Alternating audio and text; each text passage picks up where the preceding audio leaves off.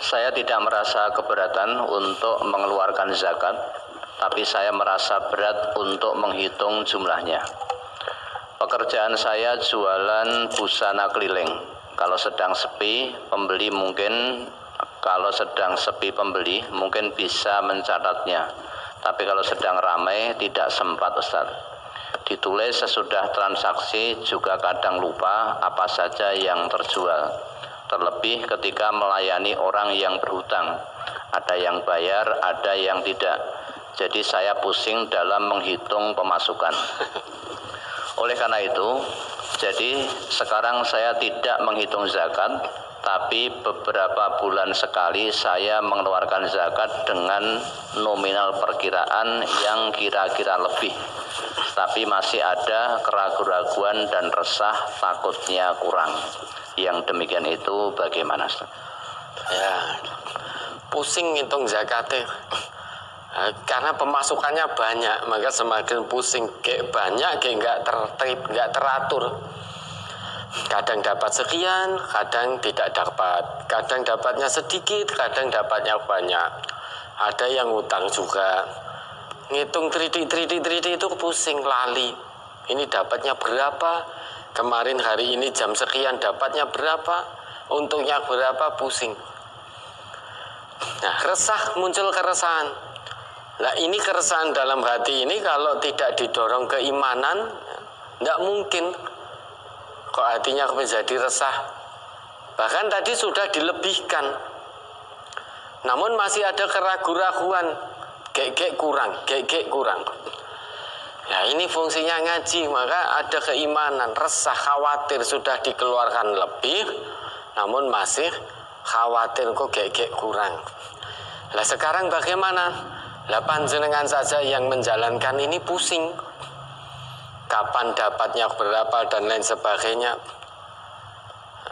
Apalagi saya nek kon ngitung tritik penghasilan panjenengan saya juga tidak tahu, tambah pusing. Nah, terus bagaimana? Ya, tadi sudah dikira-kira lebih, artinya dilebihkan. Poro okeh bahasa Jawa nih. Nah, itu sudah betul, sudah baik. Kalau sudah dilakukan begitu, ya sudah serahkan semua pada Allah. Nah, kalau tadi sudah dilebihkan kok masih was-was, masih khawatir, yuk tambahi meneh. Poro okeh meneh sudah. Misalkan sudah dikeluarkan zakatnya 1 juta. Kok gek kurang. Piye iki wis bismillah 1.500.000. Tambahi poro okeh meneh. Nah, sudah ya cara maksimal yang bisa dilakukan itu. Nah, kalau sudah ditambahi 500 menjadi 1.500.000, ya, insya Allah tidak kurang. Kan jenengan yang tahu. Nah, ini perjalanan pemasukannya seperti ini tidak menentu. Ini nek saya bayar 1 juta, wis sajane saya yakin wis lebih dari ketentuan kadar minimal zakat yang harus dikeluarkan. Namun kok masih ada keraguan lah, untuk memantapkan itu tambahi lagi. Para okeh, entah tambahi 200, 300 atau 500. Nah, tambahi separuh nih, jadi 1.500.000. Sudah kalau begitu, sudah insya Allah tidak kurang. Ya monggo ini yang tahu jenengan. Tadi yang jenengan keluarkan berapa, kok masih merasa khawatir kok gek kurang, ya tambahi. Padahal jenengan sudah merasa awalnya yakin bahwa itu lebih. Nah, keyakinan itu tidak bisa dihilangkan dengan sakwasangka, al yakinu la yuzalu bisyak. Kalau tadi sudah yakin keluarkan lebih dari yang semestinya, maka kalau ada keraguan itu tidak bisa menghilangkan, menggugurkan yang yakin tadi. Namun untuk kemantapan hati, biar lebih tenang lagi, biar tidak ada keraguan sedikit pun, ya, tambahi porokeh lagi itu ya lebih baik. Faman tatawa khairan fahuwa khairul. Alhamdulillah, harus bersyukur panjenengan, hatinya dibuka oleh Allah sehingga tidak enggan, tidak berat untuk menunaikan zakat. Nah, mudah-mudahan setelah ini lebih dibuka lagi oleh Allah sehingga tidak pusing ngitung zakat. Sehingga diporo okeh. Yakin bahwa poro okeh kelebihannya kembali kepada dirinya yang nanti akan jenengan petik hasilnya. Di dunia panjenengan memetiknya, berkahnya Allah turunkan, di akhirat jenengan juga akan mendapatkan kenikmatan yang abadi. Mudah-mudahan mulai hari ini, mulai saat ini tidak pusing lagi. Nah, kalau nanti masih pusing bagaimana? Minum obat, periksa ke dokter.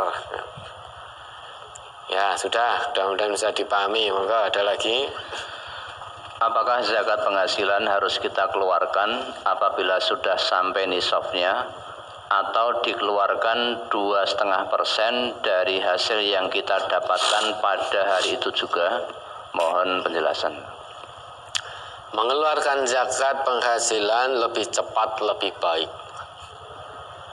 Ya. Karena itu milik 8 asnaf. Apakah sampai menunggu nisab dan haul? Memang ada hadis-hadis Nabi yang menyatakan itu. Namun di pengajian ini dididik, diajarkan, diserukan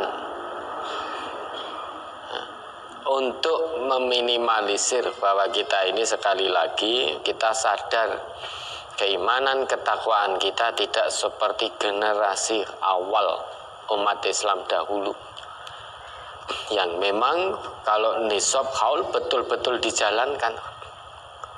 Artinya tidak ada pengurangan menjelang 2 hari, 1 hari menjelang haul, kemudian barang yang harusnya wajib untuk dizakati kemudian ditukarkan, harus dihitung haulnya dari awal lagi.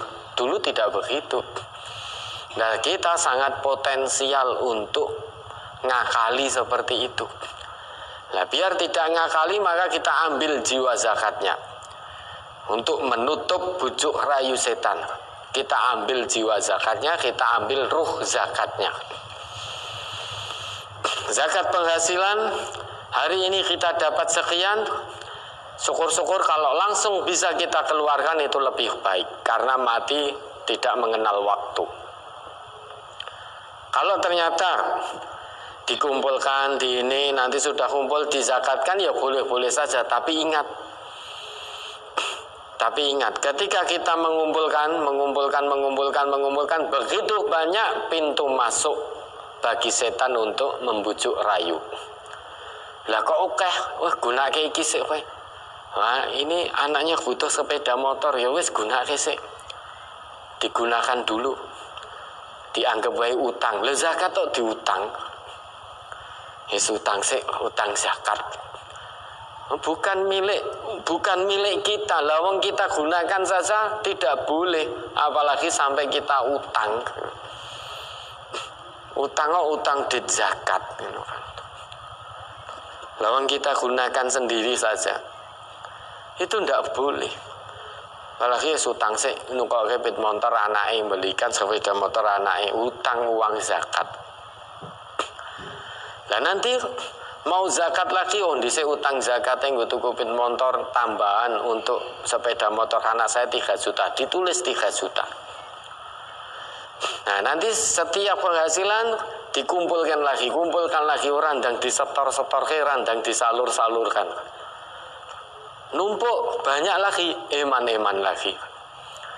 Akhirnya misalkan numpuk, sudah dikumpulkan numpuk tapi dihutang, kok dihitung tiba-tiba jadi 10 juta, 20 juta. Eman-eman, wes setannya pinter banget. Maka lebih cepat, lebih baik. Ya, kita tidak menunggu nisab, tidak menunggu haul.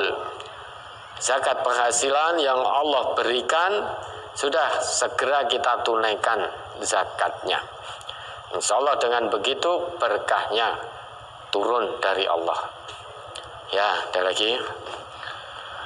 Selama ini saya berpaham, jika emas yang tidak dipakai pun zakatnya juga hanya saat beli. Mohon diterangkan lagi bagaimana cara menghitung zakatnya. Kalau harusnya tiap tahun dizakati, umpamanya harga 5 juta, itu 5 tahun yang lalu. Apa zakatnya? Tiap tahunnya 2,5% dari 5 juta atau 2,5% dari kenaikan harga. Gimana nih? Cara hitung zakatnya. Ya.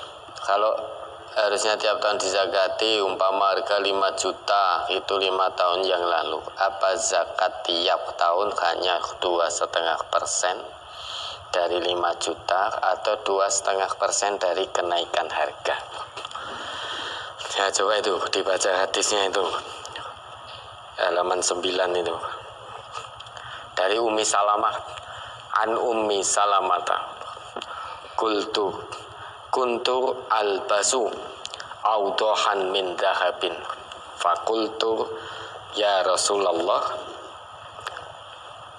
akanzun huwa faqala ma balagha an tu'adda zakatuhu fazukkiya falaysa bikanzin. Ya, dari Rasul halaman 9, an Ummi Salamata qalat kuntu albasu awdahan min zahabin fakultu ya Rasulullah akanzun huwa faqala ma balagha an tu'adda zakatuhu fazukkiya falaysa bikanzin. Rawahu Abu Dawud. Dari Ummu Salamah, ia berkata, dulu saya memakai beberapa gelang emas, lalu saya bertanya kepada Rasulullah sallallahu alaihi wasallam, ya Rasulullah, apakah ini termasuk harta simpanan? Beliau menjawab, apa-apa yang sudah sampai kepadanya ditunaikan zakatnya, lalu dikeluarkan zakatnya, maka tidak termasuk harta simpanan. Ma balagha an tu'adda zakatuhu, apa-apa yang sudah sampai kepada ditunaikan zakatnya. Maksudnya apa? Segala sesuatu harta benda yang sudah sampai untuk ditunaikan zakatnya, kaitannya kalau nisab sampai nisabnya, haul sampai haulnya, itu berarti harta tersebut baik dipakai maupun disimpan. Kalau sudah mencapai antu ada zakatuhu, sudah mencapai kepada ditunaikan zakatnya, maksudnya mencapai haul dan nisabnya, fazukiya, kemudian sudah dikeluarkan zakatnya, falaisa bikanzin, maka itu bukan harta simpanan. Ya. Segala sesuatu, dalam hal ini Ummu Salamah memakai gelang dari emas, beberapa gelang dari emas. Kemudian beliau bertanya kepada Rasulullah, akanzun huwa, ya Rasulullah, akanzun huwa, apakah gelangku ini termasuk harta simpanan? Kata Nabi, ma balagha an tu'adda zakatuhu, segala sesuatu yang sudah sampai kepada ditunaikan zakatnya, maksudnya sampai pada haul dan nisabnya, fazukiya, kemudian sudah dikeluarkan zakatnya, falaisa bikanzin, itu bukan lagi dihitung sebagai harta simpanan. Ini menurut hadis Nabi. Menurut hadis Nabi. Lah, ini sekarang harta emas, saat beli sudah dizakati, tidak dipakai atau dipakai, apakah setiap tahun perlu dizakati lagi? Dizakati lagi lebih baik. Dizakati lagi lebih baik.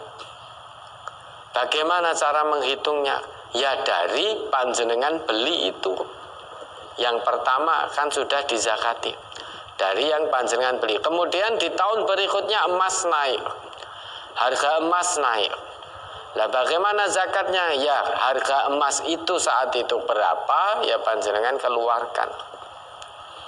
Kan kalau itu panjenengan jual emasnya kan mengikuti harga pada waktu itu. Misalkan tahun pertama 5 juta, panjenengan sudah zakati. Kemudian tahun ketiga menjadi kalau dijual 10 juta.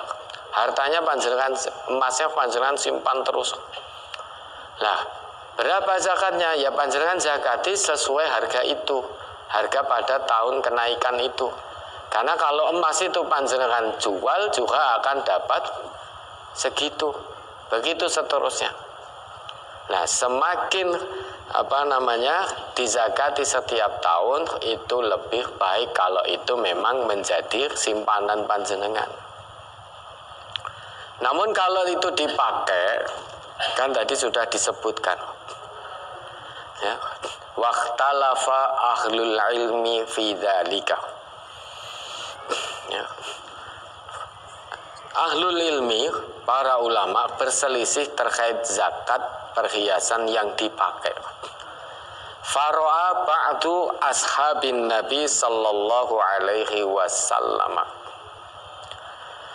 Ya, sebagian dari sahabat Nabi itu melihat bahwasanya di dalam al-huliyyi atau perhiasan yang dipakai itu ada zakatnya. Ada zakatnya dan dikeluarkan hanya sekali. Termasuk yang berpendapat demikian adalah Abdullah bin Mubarak dan juga As-Sauri. Namun demikian ada beberapa sahabat Nabi yang lain melihat bahwasanya dalam perhiasan yang dipakai itu tidak ada zakatnya. Yang melihat begini Ibnu Umar, kemudian Aisyah, kemudian Jabir bin Abdullah, dan juga fuqaha tabi'in. Di antaranya ya, yang mengatakan demikian pula berpendapat bahwa dalam zakat perhiasan yang dipakai tidak ada zakatnya, termasuk Imam Malik, termasuk juga Syafi'i, Imam Syafi'i, kemudian termasuk Imam Ahmad dan juga Ishaq. Ini perbedaan ahlul ilmi. Semuanya terpercaya, mu'tabar, ahlul ilmi, sahabat Nabi. Nah, maka dari sini maka kita ambil mari jiwa zakatnya. Karena kita tidak seperti beliau-beliau. Kita tidak seperti beliau-beliau itu. Kita ambil jiwa zakatnya, yakinkan dalam hati setiap tahun. Kalau itu kita simpan, kita zakati, itu lebih baik. Meski Nabi kita bersabda, ma balagha an tu'adda zakatuhu fazukkiya falaisa bikanzin. Apa-apa yang sudah sampai kepada ditunaikan zakatnya, artinya harta benda apapun itu kalau sudah sampai pada nisab haul itu sudah kewajiban zakat.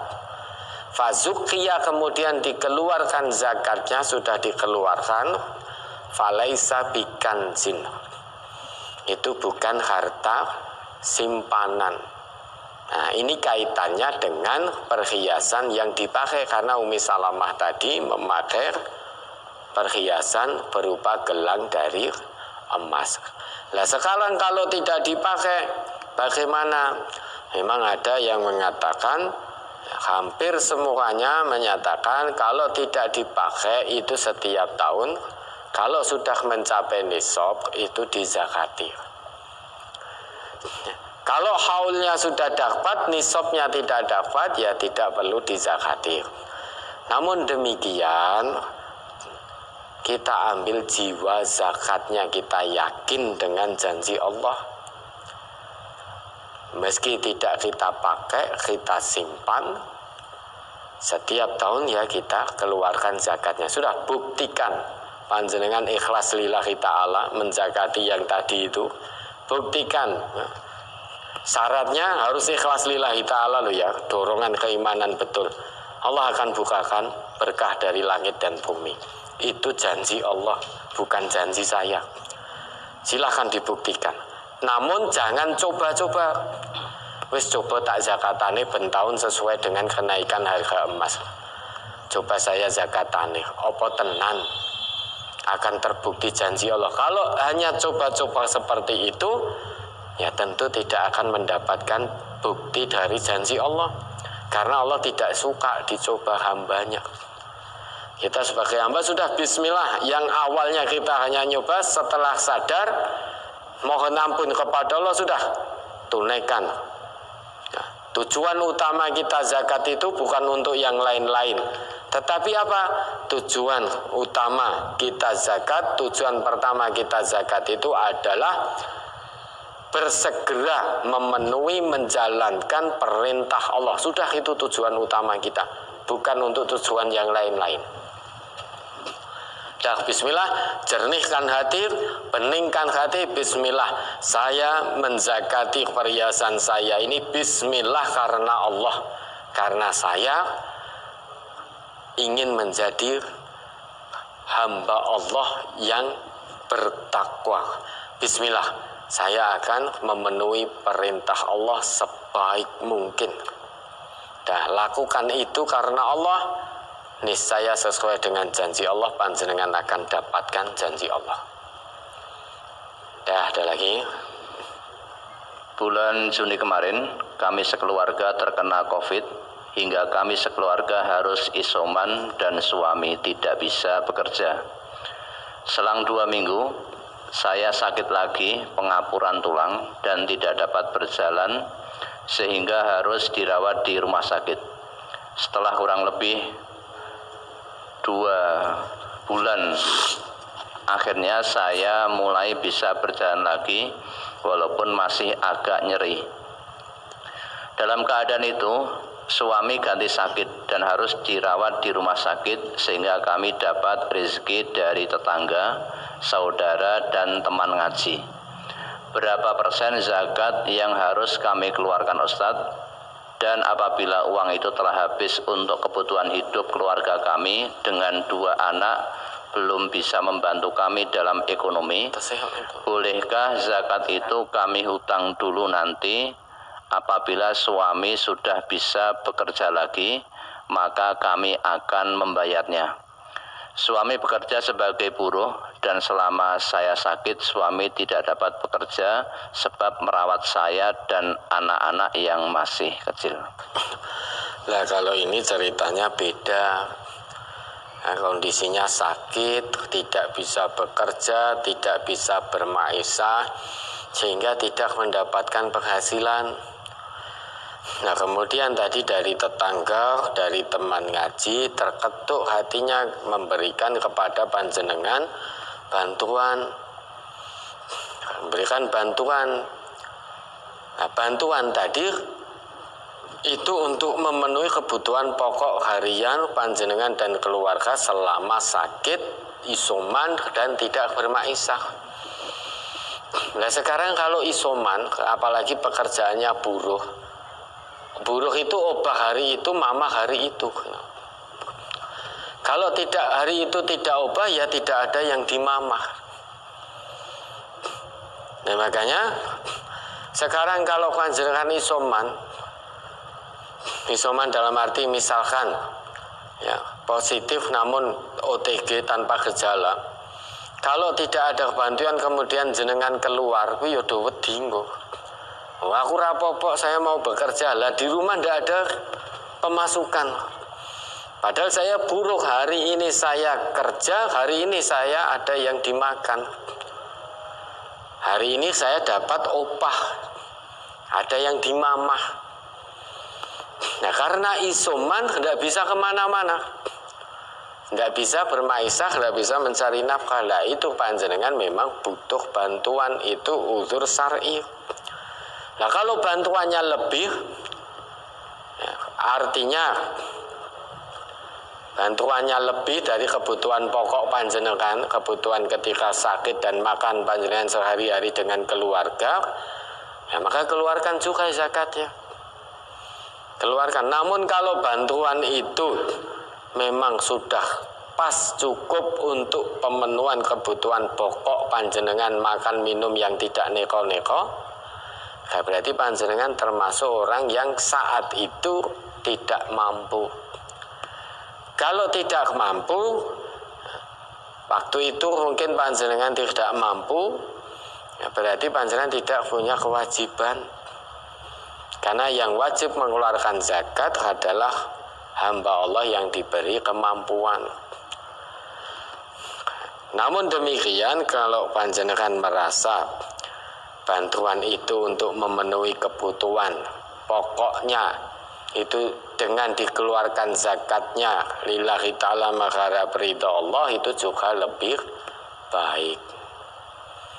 Ya, ada lagi.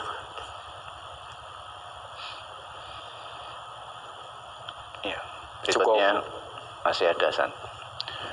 Saya usaha dengan bantuan saudara dengan pembagian 80% untuk saya dan 20% buat saudara yang bantu modal. Bagaimana cara membaginya untuk zakatnya untuk saya? Ya, yang 80% ini untuk panjenengan berarti 80%. Ya. Ini modalnya gitu loh. Jadi panjenengan modal 80%. Ya, ini bantuan ini dalam bentuk apa? Apakah panjenengan dipinjami modal 20%, terus yang 80% dari panjenengan, atau bagaimana? Ini harus jelas dulu. Artinya panjenengan mau usaha, panjenengan baru punya modal 80%. Kemudian saudara panjenengan berbaik hati, kurang 20%, kemudian meminjamkan pada panjenengan 20% untuk modal usaha, sehingga mutlak 100% dalam penguasaan panjenengan. Nah, ini bagaimana pengelolaan zakatnya? Ya, panjenengan ini menjadi modal panjenengan 100% itu. Kan yang 20% bantuan dari saudara panjenengan. Kan begitu. Kalau itu kasusnya demikian. Namun kalau jenengan misalkan punya modal 80%, kerjasama dengan saudara modalnya 20%, maka menjadi kesepakatan kalau itu sama-sama orang Islam, yuk meski ini aku modal 80%, kamu 20%, yang 100% ini modal bersama kita, ayo biar berkah, kita zakati dulu modalnya. Nah, setelah itu keuntungannya untuk saya 80%, untuk saudara panjenengan misalkan 20%. Nah, setelah itu keuntungan 2,5% dari 80% itu menjadi kewajiban zakat panjenengan. Nah, yang keuntungan 20% tadi menjadi kewajiban zakat 2,5% dari 20% saudara panjenengan. Kalau kasusnya seperti itu, sehingga ada dua kemungkinan itu. Nah, ini yang mana? Kalau kemungkinan pertama tadi, panjenengan sudah punya dana 80%, kurang untuk modal usaha, kurang 20%. Saudara panjenengan berbaik hati, wis nyotak silir 20%. Sehingga tidak ada cawe-cawe ini, saudara panjenengan, terkait yang 20% tadi. Itu murni kebaikan hati saudara panjenengan. Memilih pinjaman 20%, berarti 100% modal tadi dalam penguasaan penuh panjenengan, sehingga nanti keuntungannya juga 100% kepada panjenengan. Nah, nanti kewajiban panjenengan misalkan itu memang dipinjami, ya kewajibannya nyaur utangi kan itu. Sedangkan keuntungannya karena saudara tadi tidak ada sangkut pautnya dengan usaha, ya berarti 100% itu menjadi penguasaan penuh panjenengan, keluarkan 100%. Nah, kalau kasus kedua jenengan kongsi yang 80% modal panjenengan, yang 20% modal saudara, artinya saudara juga ikut dalam usaha itu, ya, keluarkan 100% itu, 2,5% modal awal dari yang 100% itu. Nah, nanti setelah itu pembagian keuntungan misalkan jenengan 80%, saudara 20%, maka neto keuntungan bersih 2,5% dari 80% itu menjadi kewajiban panjenengan. 2,5% dari keuntungan bersih atau dari neto 20% tadi menjadi kewajiban saudara panjenengan. Nah, ini yang mana? Ya, ada lagi. Bagaimana zakatnya untuk perkebunan sawit? Apakah termasuk zakat perkebunan atau perdagangan? Itu kalau ingin dijual. Nah, coba dibaca hadisnya itu terkait dengan perkebunan zakatnya berapa? Fima sakotis samau wal uyunu au kana asarian al usru. Wa fima suqiya bin nadhi nisful usri. Ya.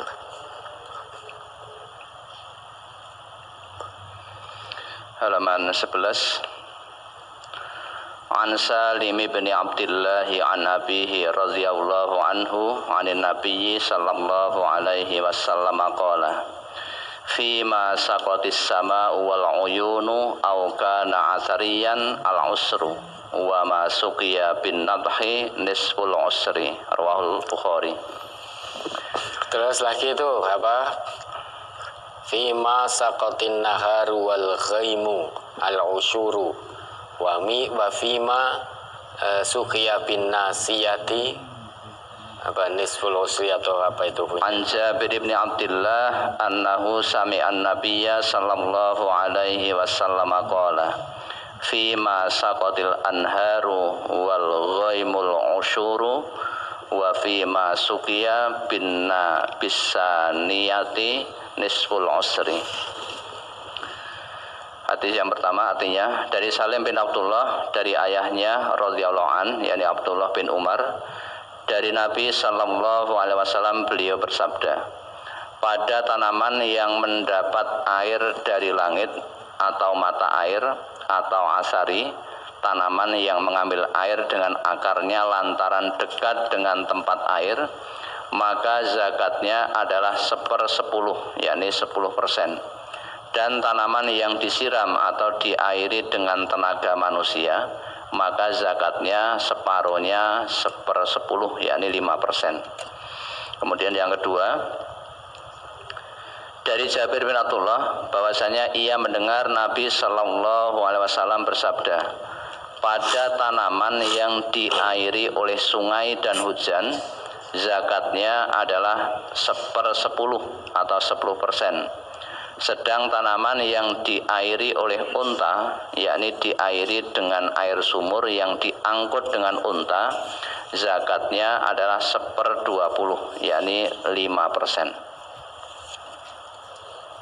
Terus dibuka Al-An'am itu, ayat Allah itu 141.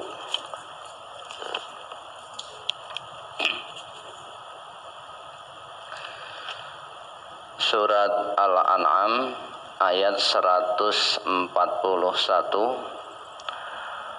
Wa huwa alladzi ansha'a jannatin ma'rushatin wa ghayra ma'rushatin wan nakhla waz zar'a mukhtalifan ukuluhu waz zaitun war rumman mutasyabihan wa ghayra mutasyabih kulu min samarihi iza asmara wa atu haqqahu yawma hasadih wa la tusrifu innahu la yuhibbul musrifin.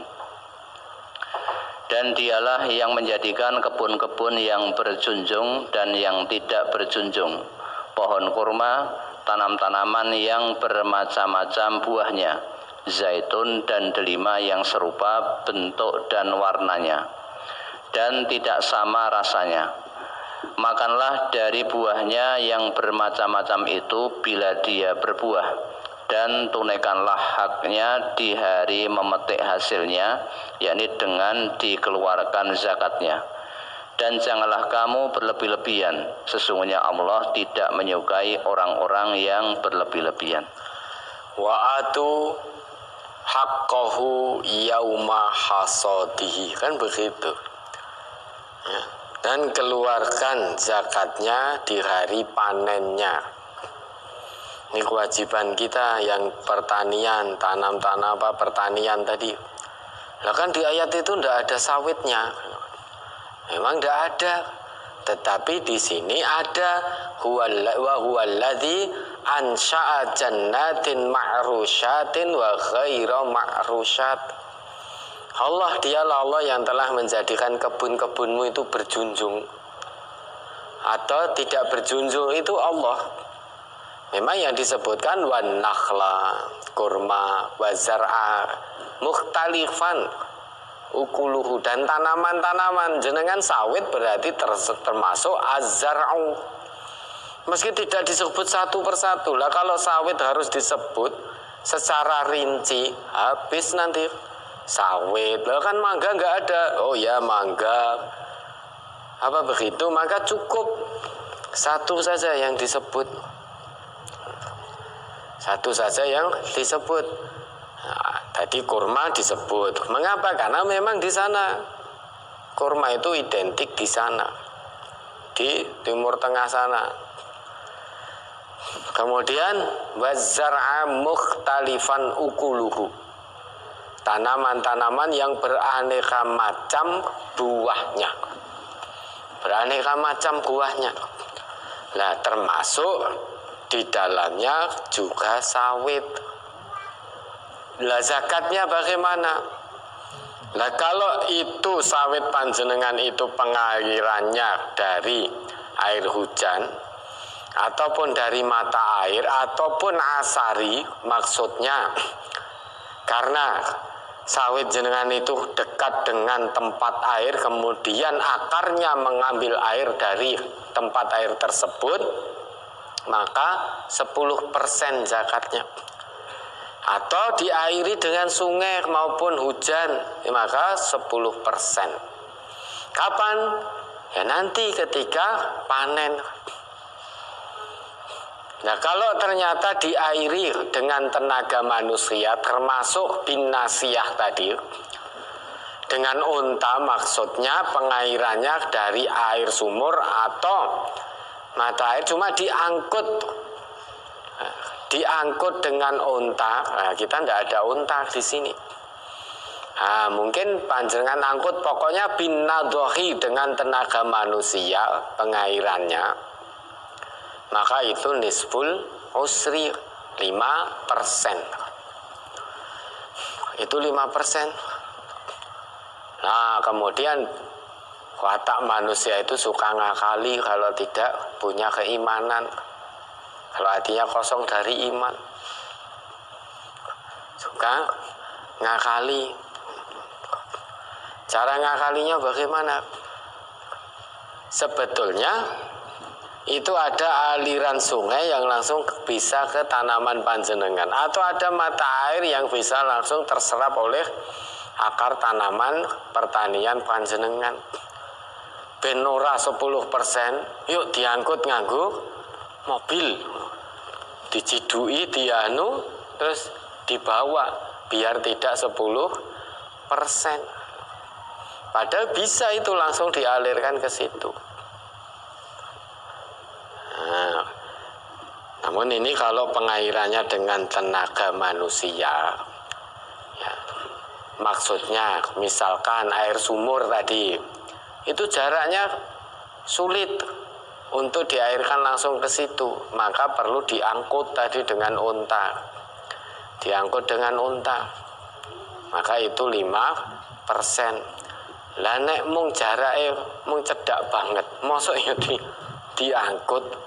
Kalau cedak sekali padahal itu bisa langsung. Nah, sekarang kalau sumur itu kan pakainya diesel, ya lah, kita pakai diesel. Karena unta tidak ada, lah itu 5% kalau pakai diesel, berarti itu pakai tenaga manusia juga. Oh enggak, itu tenaga diesel. Itu juga tenaga manusia, yang menyiapkan diesel di situ juga manusia, yang mengatur ininya juga manusia, yang mengatur belok-beloknya itu juga manusia. Maka pengairan itu juga binadhohi, maka 5%. Lah kapan dikeluarkan? Yauma hasadih, pada hari panennya. Ya sudah, meski panjenengan apa tadi, TBA tadi apa? Menjual apa sawit tadi? Tandan buah sawit. Tandan buah sawit. Itu waktu panen. Ya. Ya.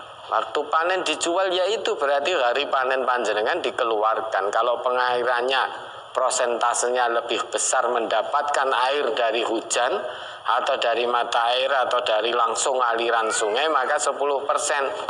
Meskipun panjenengan apa? Beli untuk itu modal tanamannya, itu beli ini, beli itu, beli ini. Namun kalau pengairannya itu gratisan dari Allah, ya 10%. 10%. Nah, ini harus beli pupuk ini, beli ini, itu mahal. Itu yang disebut kan pengairan. Pupuk ya urusan jenengan. Allah sudah buat ketentuan begitu. Ya tinggal kita mari ikuti ketentuan Allah itu. Suka atau tidak suka kita. Yang jelas kita mengikuti ketetapan Allah itu pasti baik. Mengapa?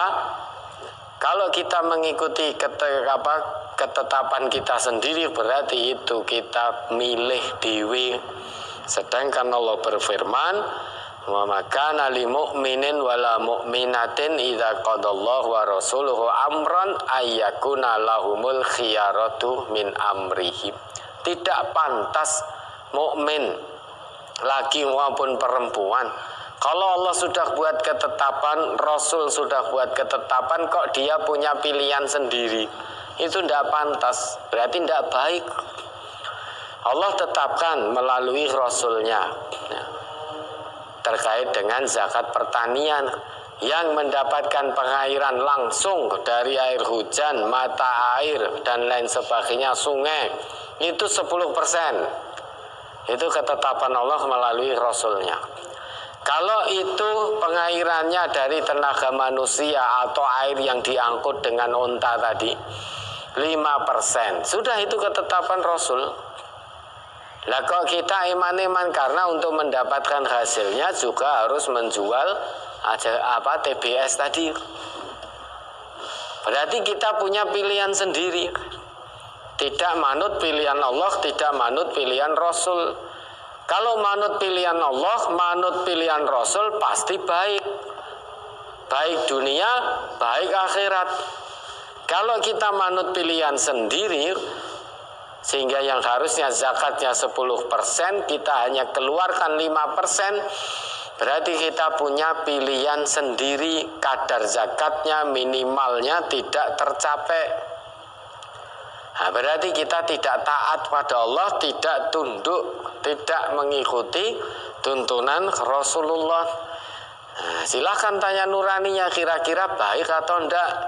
Kalau kita tidak mau mengikuti Allah, mengikuti Rasulullah, malah milih pilihan kita sendiri, mengikuti pilihan kita sendiri, kira-kira baik apa tidak?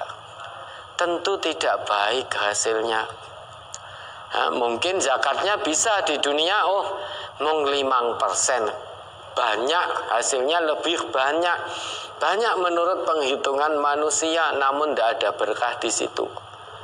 Maka hatinya akan merasa kurang, tidak ada qanaah, tidak ada rasa syukur, rasa iman, cinta betul terhadap hartanya, dan lain sebagainya, dan lain sebagainya. Sampai di hadapan Allah nanti, termasuk orang-orang yang enggan membayar zakat. Nah, sudah, ini pilihan dari Allah. Allah hanya beri 2 pilihan untuk kita. Pertama, ikuti ketetapan Allah. Kedua, ikuti ketetapan Rasulullah. Jangan punya pilihan yang ketiga. Karena pilihan ketiga ini berarti pilihan kita sendiri. Bukan pilihan Allah, bukan pilihan Rasul, namun pilihan kita sendiri. Kalau pilihan kita sendiri sudah pasti buruk. Tidak akan membawa kebaikan, kebahagiaan, keselamatan dunia akhirat, karena pilihan kita sendiri. Nah, kita hamba Allah yang beriman harus hidup ini dengan mengikuti apa yang menjadi pilihan Allah, dan juga pilihan Rasulullah, itu yang kita ikuti. Maka kan butuh hati yang khusyuk. Butuh hati yang khusyuk karena kita tidak boleh memilih sendiri. Kita harus hidup dengan pilihan Allah, pilihan Rasul, ketetapan Allah, ketetapan Rasul. Ini tidak bisa dilakukan kecuali hati yang khusyuk. Kalau tidak mau mengikuti ketetapan Allah dan Rasul, makanya i'malu ma syi'tum, ya wis nek ngono terserah kowe. Silahkan kamu lakukan apa yang kamu inginkan. Fa innakum mayyitun, ning kowe mesti mati. Kalau tidak mau mengikuti ketetapan Allah, ketetapan Rasul, kita diberi kok kebebasan. I'malu ma syi'tum, silakan lakukan sesuai kehendakmu sendiri. Sehingga silakan mengikuti pilihanmu sendiri, bukan pilihan Allah, bukan pilihan Rasul.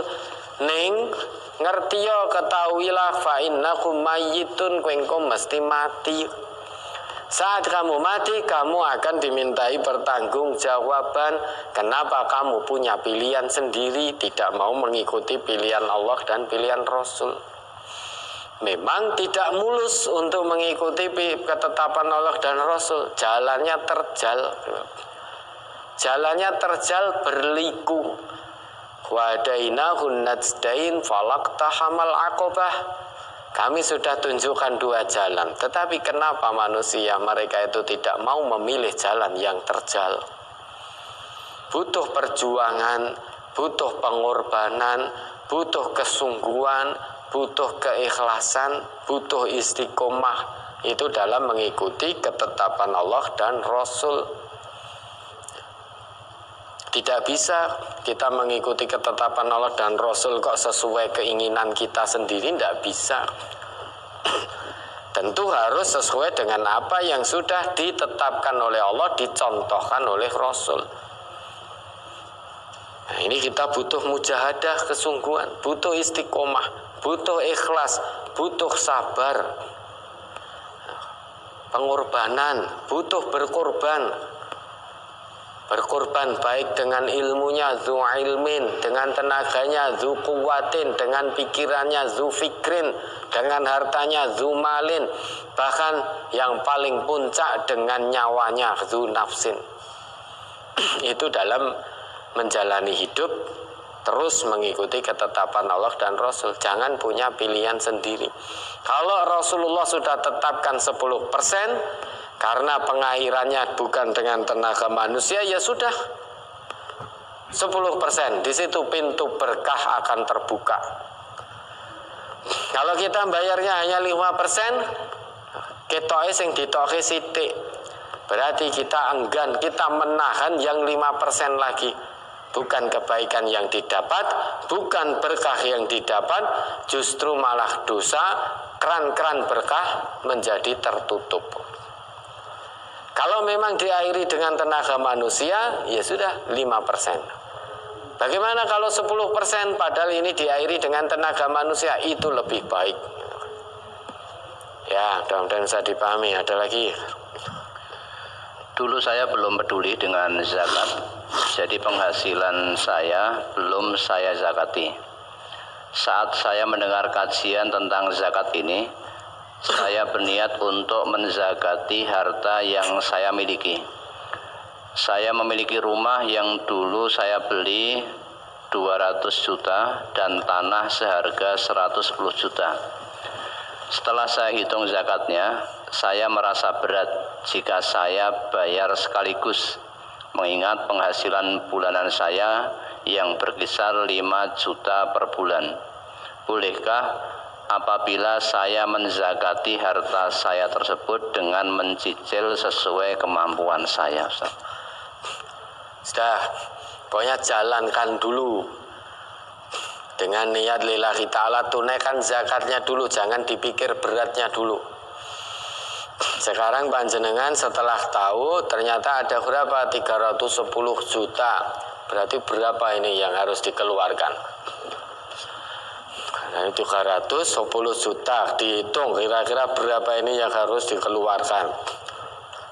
Kalau 100 juta itu berapa? 2.500.000. Ya. Kalau 300 berarti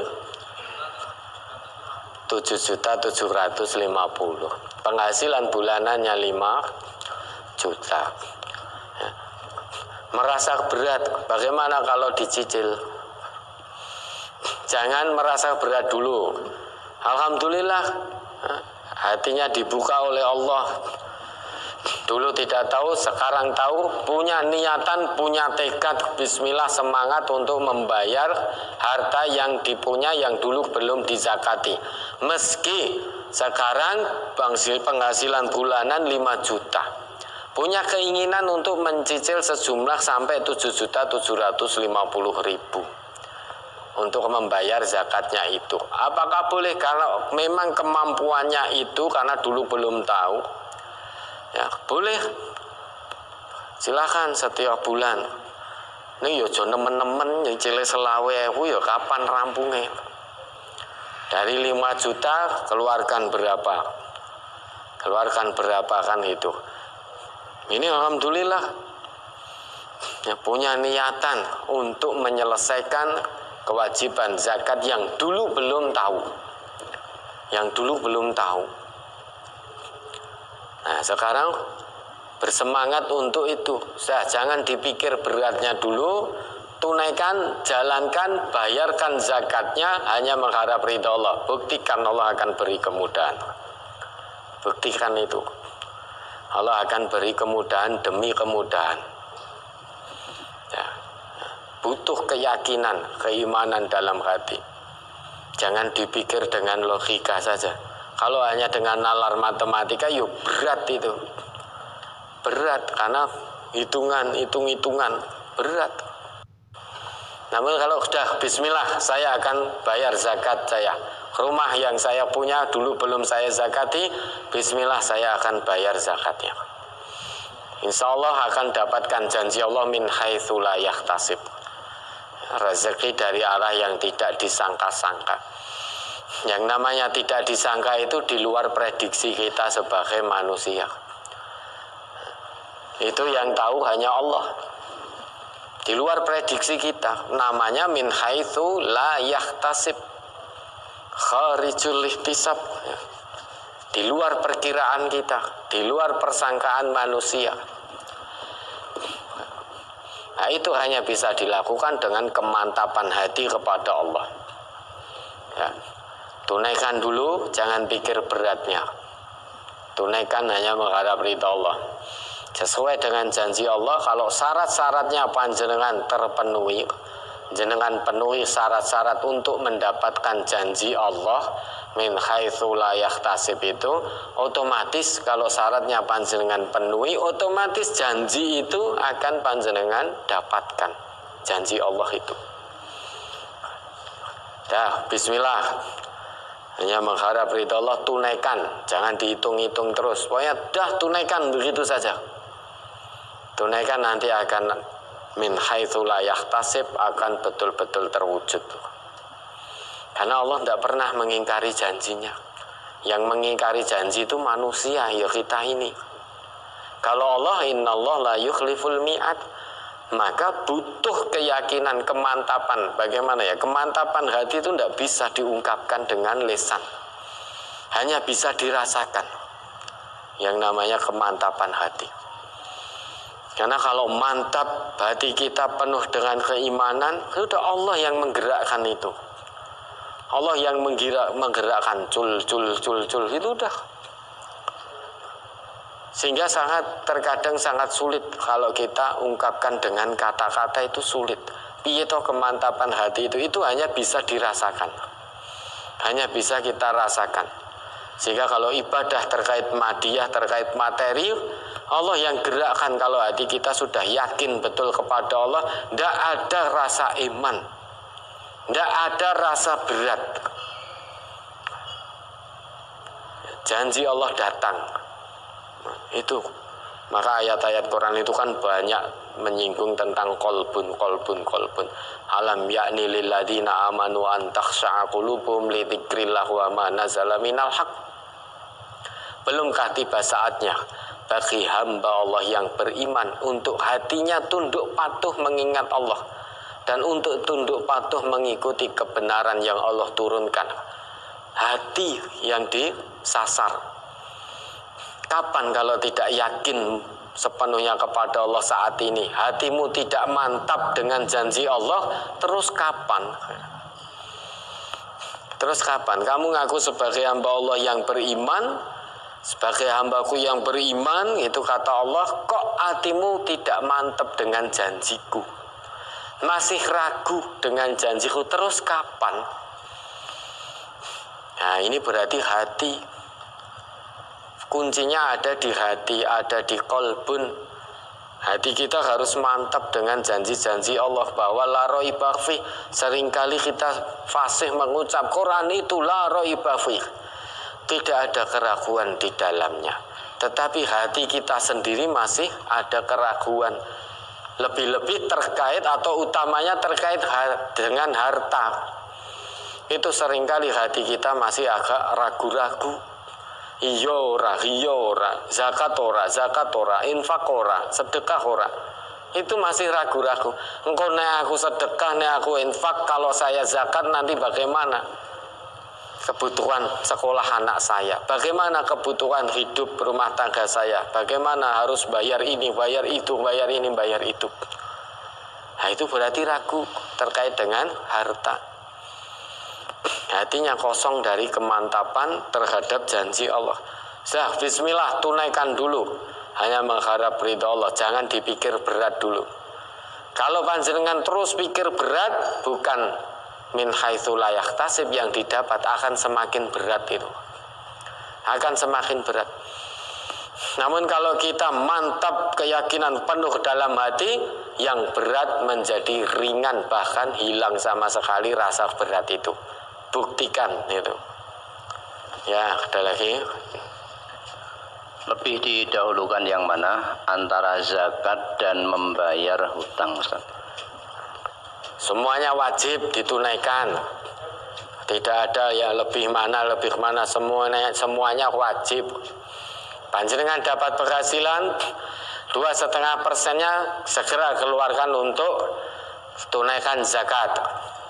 Lah nanti hutangnya berapa? Segera bayar kalau sudah ada. Karena menunda-nunda bayar hutang itu satu bentuk kezaliman. Matlul ghaniyyi dzulmun. Ya, menunda, orang yang punya kok menunda membayar hutang, itu adalah satu kezaliman. Zakat kewajiban 2,5% dari penghasilan, keluarkan zakatnya. Wajib itu. Lah nanti setelah itu bayar hutangnya. Artinya keluarkan. Itu bukan punya jenengan. 2,5% itu dapat penghasilan langsung, ini haknya orang lain, bukan hak jenengan. Maka tunaikan 2,5%.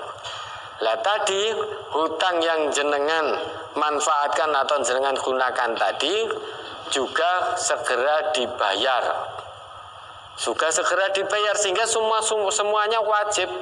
Tidak lebih didahulukan yang mana, tidak ada yang lebih didahulukan, karena zakat bukan milik jenengan, itu hanya orang lain yang Allah titipkan pada panjenengan. Maka begitu dapat segera keluarkan. Lah hutangnya segera bayarkan. Panjenengan sudah diberi, sudah ada, kan ada penghasilan. Berarti dimampukan oleh Allah untuk segera membayar hutang. Kalau ternyata iman kemudian menunda-nunda, itu bentuk kezaliman, kata Nabi kita. Matrul ghaniyyi dzulmun, mengulur-ngulur, menunda-nunda bagi orang yang sudah dimampukan oleh Allah untuk membayar hutang, itu adalah satu bentuk kezaliman. Hutang saya 100 juta, saya setiap bulan hanya punya uang pemasukan 4 juta, 5 juta. Berarti kan saya belum mampu. Bukan begitu caranya. 4 juta, 5 juta itu bisa jenengan kumpulkan, jenengan cicilkan. Lah kalau kita pengen nunggu cash, mampu secara cash, ya banyak yang tidak mampu sampai meninggal. Nah, bayar hutang itu tinggal ada niat, tekad, kesungguhan. Hutangnya 10 juta, setiap bulan diberi kemampuan oleh Allah 1 juta. Dititipi oleh harta oleh Allah 1 juta. Setiap bulan bisa dicicil. Atau kalau yang menghutangi tidak mau dicicil, ya sudah, panjenengan nyicil sendiri, dikumpulkan. Nanti kalau sudah sampai 1 juta, bayarkan. Atau panjenengan kumpulkan, kalau sudah sampai 10 juta, bayarkan. Namun harus ada tembungnya dan ada komunikasi dengan orang yang menghutangi. Jangan hilang, lap lungo gitu saja. Ketika butuh, datang setiap hari. Setiap hari menanyakan kabar. Kalau tidak ketemu, telepon atau WA. Begitu dipinjami, hilang. Tidak pernah datang, nomornya ganti. Dihubungi tidak bisa. Ketemu dari jauh, panjenengan ngerti, waduh ketemu sing ngutangi aku, melengos, delik, engkau tidak ditagih. Nah itu berarti jenengan melakukan satu hal yang dolim. Dulu ketika butuh, datang setiap saat. Pertama silaturahim, kaping kalih kula niku gadah ngeten. Intinya mau pinjam. Ya intinya silaturahim, intinya yang kedua itu loh, datang itu intinya yang kedua itu. Yang pertama itu mujamalah, basa-basi. Ya. Yang pertama itu mujamalah, hanya basa-basi. Kula mriki kaping sepindah silaturahim. Kaping kalihipun niki kebutuhan ngene. Lah niki mbok bilih panjenengan wonten kelonggaran, kula badhe ngrusoi. Nah, inti kedatangannya yang kedua itu. Coba kalau jenengan jawab, wah saya tidak ada, atau saya ada tetapi bukan untuk saya pinjamkan ke panjenengan. Kira-kira sesuk teko neh ora? Banyak yang enggak datang. Atau panjenengan pinjami. Mungkin sehari, 2 hari panjenengan WA masih balas. Kalau punya niatnya nyaur, selamanya tetap akan komunikasi. Kalau sudah tidak punya niat nyaur, sehari, 2 hari, seminggu, sebulan, dihubungi wis ra iso, nomornya wis ganti. Nomornya sudah ganti, didatangi rumahnya ngerti, waduh, diparani, ditagih. Pesen ke anaknya, ngomong, bapak orang ning kene. Bapak tadi keluar. Iya, tadi keluar, tapi sekarang ada di rumah. Tapi ngomong kepada orang yang ada di rumah, ngomong, bapak mau medal, padahal sekarang ada di dalam rumah. Nah, itu yang biasanya terjadi pada orang-orang utang, hobi utang, nggak hobi nyaur. Nah, semuanya itu kewajiban kita, tidak ada mana yang didahulukan dulu. Nah, nanti kalau kita jawab hutangnya didahulukan, nah, akan menunda-nunda zakat. Zakatnya dahulukan akan menunda-nunda hutang. Padahal itu semua kewajiban bagi orang yang beriman. Dapat penghasilan 2,5% keluarkan, setelah itu hutangnya dibayar. Kalau memang Allah sudah beri kemampuan bayar hutang, tidak harus cash langsung. Allah mampukan, mungkin cara Allah memampukan panjenengan itu dengan tiap pekan atau tiap bulan. Itu cara Allah memampukan panjenengan. Ada yang dimampukan oleh Allah langsung cash. Namun ada pula yang Allah beri kemampuan, dimampukan oleh Allah dengan setiap pekannya, setelah gajian mendapatkan penghasilan, atau setiap bulannya. Nah, kalau menunggu cash padahal Allah itu mampukan panjenengan dengan cara begitu, maka komunikasikan yang baik dengan yang menghutangi. Nek tak cicil piye? Kalau ternyata wis pokoknya aku gelem mbok cicil, misal utang 10 juta, setiap 1 juta kamu bayarkan ke saya. Berarti kewajiban jenengan nyimpen setiap setiap pekan atau setiap bulannya. Lah nanti kalau sudah terkumpul 1 juta bayarkan. Terkumpul bayarkan, begitu seterusnya. Ya, semuanya kewajiban, tidak ada mana yang lebih didahulukan. Semuanya didahulukan. Ya, ada lagi.